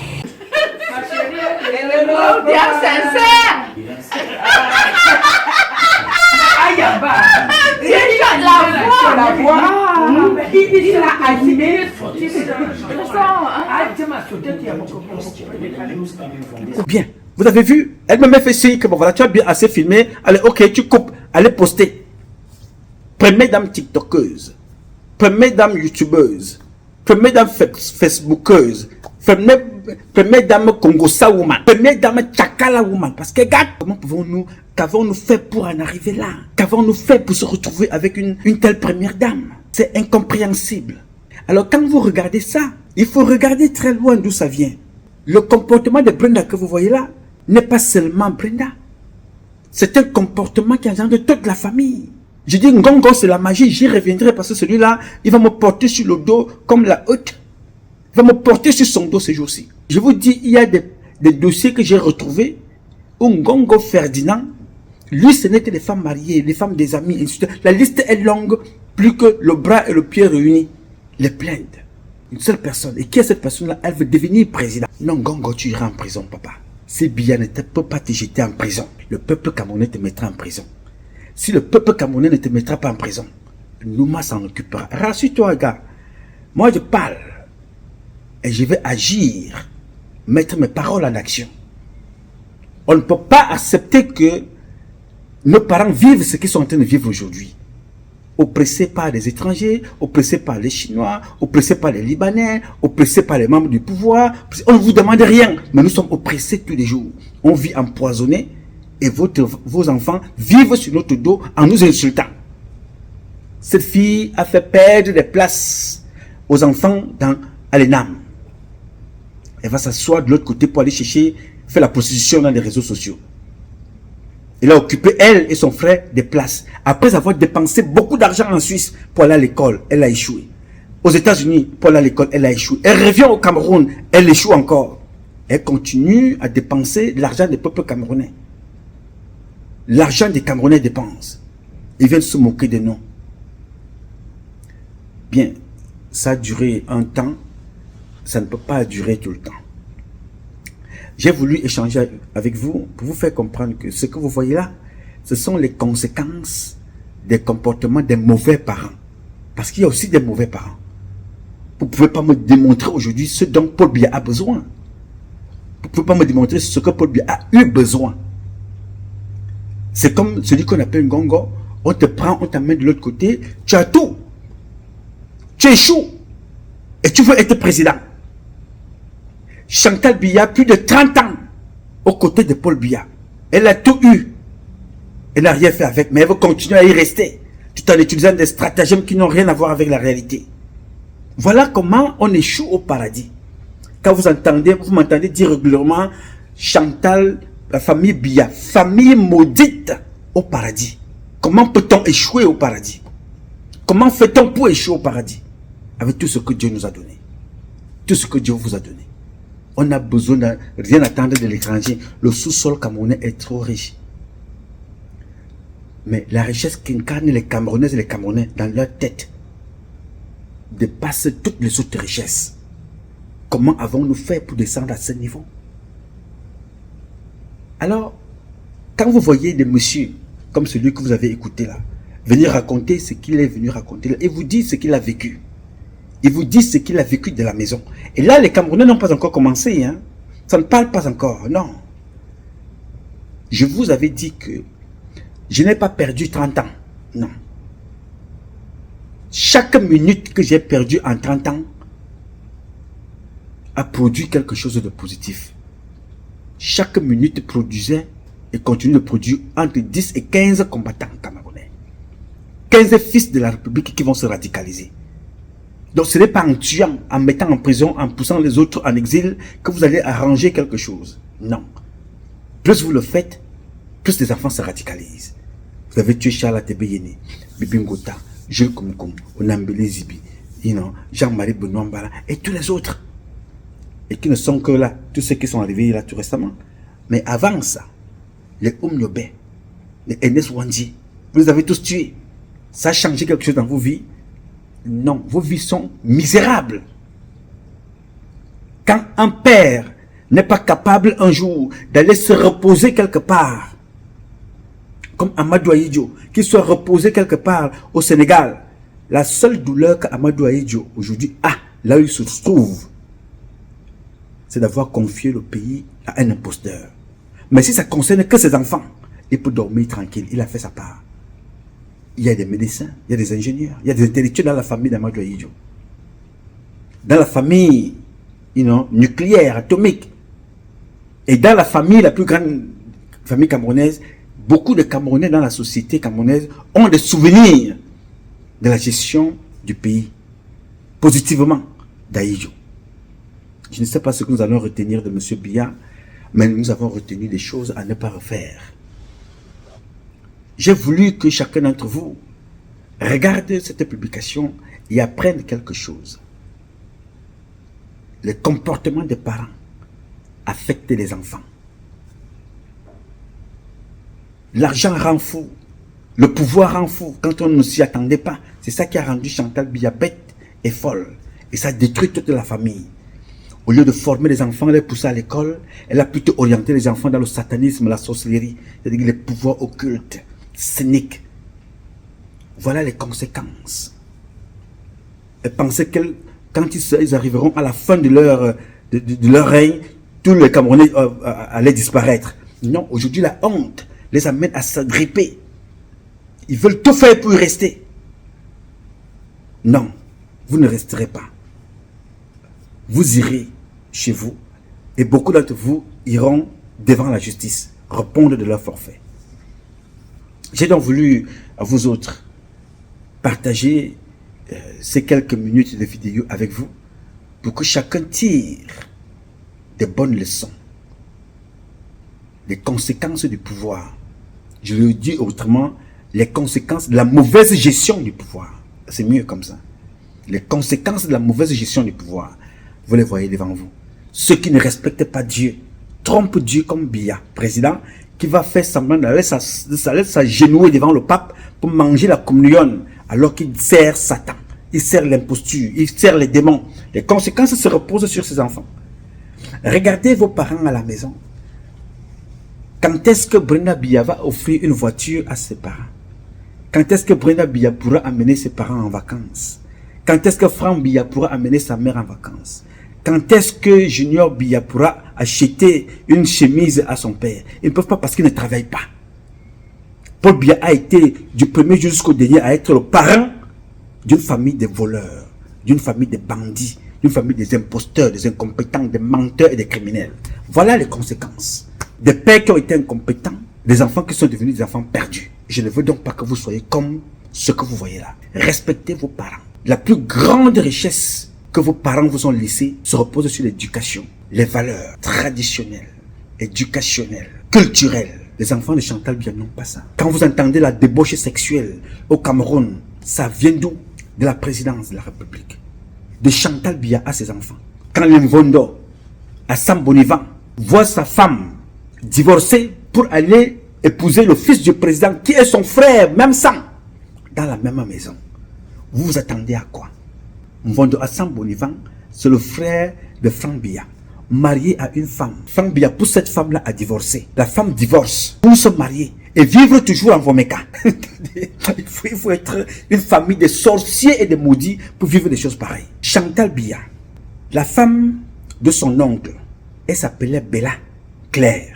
Le secrétaire de Chantal Biya, Mbiacha Stéphane. Mbiacha Stéphane prend la femme de l'oncle de Chantal Biya, l'oncle de la première dame. Prend cette femme-là et va coucher avec elle dans la maison de Paul Biya en Fomeka.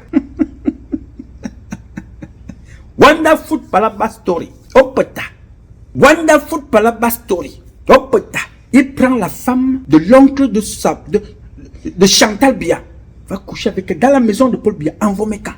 La femme de l'intendant adjoint Modoulou Cléopâtre. C'est la fille que Chantal Biya a gardée de côté, payer l'éducation, payer l'école, disant que voilà, elle va épouser Junior Biya. Junior Biya a dormi avec elle 2 fois. Ce n'est pas son truc. Junior Biya a épousé une autre femme, Joséphine Sobon, Joséphine Savon. Et cette femme-là, elle est allée, donc maintenant, comme on ne pouvait pas la laisser comme ça, on lui a dit, voilà, épouser un autre fils de Chantal Biya qu'elle a adopté comme ça, là. Un autre qui maltraite beaucoup les cuisiniers, qui ne paye pas les cuisinières. Nous allons y revenir tranquillement.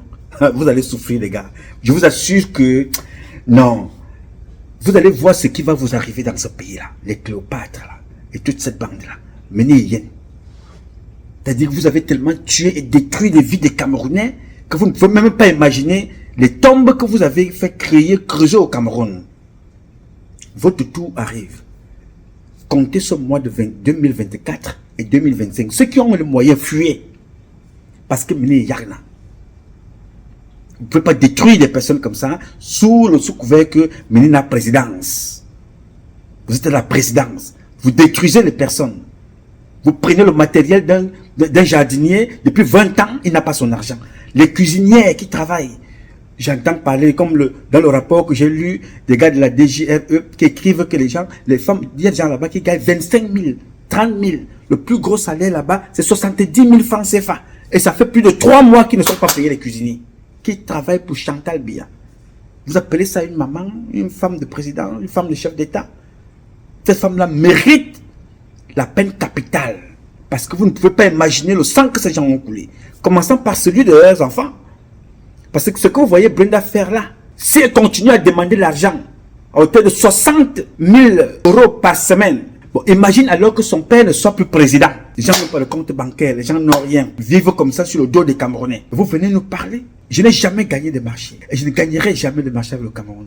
Mais nous allons reformer ce pays-là en travaillant avec nos intelligences. En utilisant les ressources du sol. Vous verrez comment ça va se passer. Alors, je voulais vous dire, vous, jeunes gens, respectez vos parents, les gars.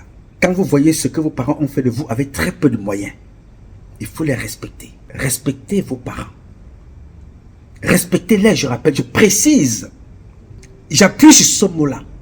J'y reviendrai encore prochainement. Respectez vos parents. Voilà comment les parents ont détruit les enfants. Détruit. Ils sont incapables d'éduquer, de transmettre les valeurs. On pense qu'on peut tout acheter avec de l'argent.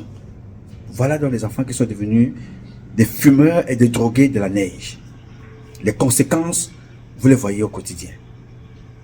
Oui, les conséquences, vous les voyez au quotidien. Alors, je ne veux donc pas que tu sois comme cela. On les a appris que la réussite se résume sur les dépenses de l'argent que vous n'avez pas travaillé, le vol, l'irrespect, le mépris, le satanisme, l'homosexualité. Vous avez vu Brenda, elle se déplace en avion. Comme elle n'a pas de chance avec les hommes, bon, il faut maintenant qu'elle aime les femmes. Et toute la belle famille de son beau-frère, Cléopâtre, Modoulou, sont tous des homosexuels et des lesbiennes, passant par la belle-mère de Cléopâtre. Là aussi, nous y reviendrons. Voilà, comment voulez-vous que le Cameroun soit debout quand on a une famille aussi nulle de toute l'histoire de gestion des présidences dans le monde, dans cette société? C'est invraisemblable ce qui se passe. Donc, chacun d'entre vous, au regard de ce qui se dit et ce qui se passe, le règne de Paul Biya a été une catastrophe. Mais pour moi, ça a été un très grand enseignement à retransmettre aux enfants de ne pas faire. Croire en soi et avoir la foi en Dieu. Il y a Dieu, il y a vos parents, il y a vous. Il y a l'enseignement, l'apprentissage par observation autour de vous. Il y a tellement à apprendre autour de vous que je n'ai pas besoin d'aller regarder des livres mathématiques et des livres d'histoire ou scientifiques. Il suffit que je pioche, je prenne ça et là dans notre société pour vous dire, voilà ce que je vous disais. Voilà la fille d'un président. Bête, folle, droguée, mentalement instable. Ce n'est pas une insulte, c'est une description. Regardez la femme d'un chef d'État. Bête, folle, droguée. Ça se passe devant vous. Regardez le fils d'un chef d'État. Regardez le comportement des membres du gouvernement. Vous posez la question, vous avez l'impression que ceux qui n'ont pas découvert, qui ne connaissent pas ce qui se passe chez Satan, vous vivez ça devant vous. On côtoie le comportement de Satan. Satan consomme. Il ne produit rien. Il boit le sang. Il détruit les vies. Il aime vivre dans la tristesse. L'oxygène de Satan, c'est les pleurs. Satan vit quand il y a la tristesse et les pleurs. Pendant ce temps, il se nourrit du sang. Pendant que vous pleurez, ça le fait vivre. Voilà donc ses disciples. Chantal Biya, Oswald Baboké. Les voilà. Chantal Biya, Oswald Baboké. Gongo Ferdinand. Depuis Dumbat. Toute cette bande d'incultes là. Voilà ce qui sont réservés au Cameroun. Et ils sont à l'église le dimanche. Vous verrez ce qui va vous arriver, les gars. Je ne vous promets rien, mais vous verrez. Trop parler, ces maladies, disent certains. Mais vous allez voir ce qui va se passer bientôt. Vous pouvez compter sur nous. Nous nous comptons sur nous et nous gardons la foi en Dieu. Cette foi-là va nous accompagner dans l'action. Parce que Jésus Christus était un marcheur. Il ne parlait pas étant sur place. Il était dans l'action. Nous aussi, nous sommes dans l'action. Et Dieu va nous accompagner dans cette action-là. Le Cameroun, comme je vous ai dit, est la capitale du paradis. Il faut donc que nous travaillions ensemble pour qu'elle soit effective, palpable, pour que les gens puissent y vivre en toute sécurité. Mesdames, Messieurs, chers compatriotes, je m'appelle Nouma, Patrice Nouma. Je réponds au 001 551 666 1027. Ce combat est un combat de tous et de chacun pour un intérêt commun. C'est avec la volonté des Camerounaises, chacune des Camerounaises et chacun des Camerounais que nous vaincrons avec la bénédiction de Dieu et les amis du Cameroun. En attendant, le combat continue et nous vaincrons. I love you, but God love you more. Thank you.